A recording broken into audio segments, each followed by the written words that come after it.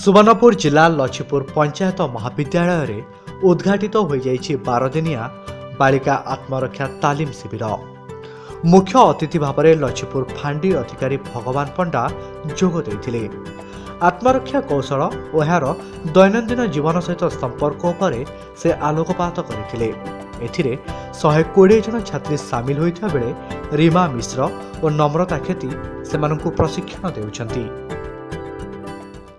आमे रास्ता रे गला बेले पिला माने कमेंट मारुचन, बस रे गला बेले धक्का मारुचन, चाली किना गला माने हाथ धरी पकोजन। सेथिर लागि हमरी जदी जणे पुओ गोटे रास्ता रे झियर हाथ धरी देला तार माने से किछिटा टेक्निक नै जानथिबा, किछिटा टेक्निक जानथिले तार सेनो मुक्त होबार लागि चाहेबा।